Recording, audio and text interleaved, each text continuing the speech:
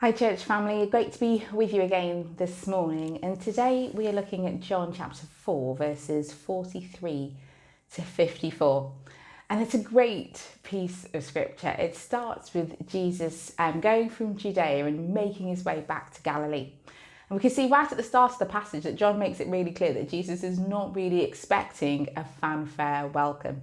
He knows that it's really unlikely that he's going to be accepted by the people there. And as he makes his way through Galilee, he gets to Cana, the place where he performed his first miracle of turning water into wine. And we see that when he reaches there, that actually he receives a really great welcome. I'm pretty sure if any of us had been at that wedding, we probably would have been talking about it for ages. There's amazing things that happened when it started out looking terrible. You know, it's run out of wine. What an awful wedding. And then this amazing, miraculous thing happens. I'm sure that not just the bride and groom and their families were really, really pleased that Jesus had been there that day. But this time, when he arrives in Cana, he meets an official from a neighbouring town, Capernaum. And this man seeks out Jesus because his son is sick.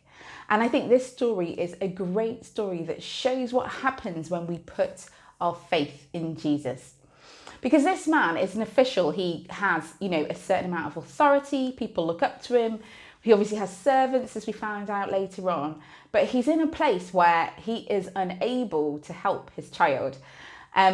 And I think lots of us can really resonate with that, where there have been times where we know that the only person that can intervene in a situation for us is Jesus, that there's no one else to turn to, that there's nowhere else to go, that we need to seek out the one person whose help we can absolutely rely on. And for me, the part of this story that really stands out is what happens after Jesus talks to him. So first of all, Jesus says to him, are you only ever going to believe if you see these amazing things happen? Because the official asks him to come with him all the way to Capernaum in order to save his son. But Jesus then just turns around and says, your son will live. And it says that the man believed, and then he turned and walked away and went home. Because actually, that's the bit that actually cements our faith, isn't it? Is when we do something about it.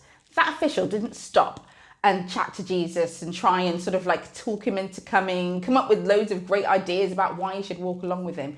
He took Jesus's word and relied on it. And he showed his faith by turning around and just walking home, believing that what Jesus said was true, that when he said his son was well, that he was.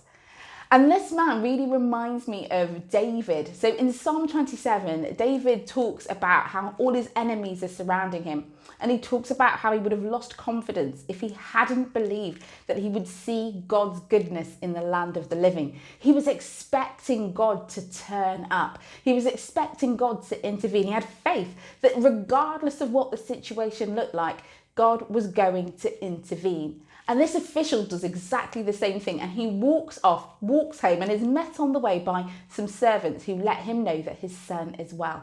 And it says right at the end of that passage that the result of that encounter with Jesus was that his whole family came to believe in Jesus. And isn't that amazing? That actually sometimes the interactions that we have with Jesus mean that the people around us see him for who he really is. And I think that's so encouraging to us to realise that actually when other people see us put our faith in Jesus, they see the outcome of that in our lives, that they too are encouraged to come and start a journey of getting to know him better. So just pray that actually if there's something in your life today that you are struggling with, where you don't know where to turn back to the face of Jesus. Go and seek him and trust in him. Trust that his word is true, that his promises never fail, and that if he says it's going to happen, it's definitely going to happen. Have a blessed day. Bye-bye.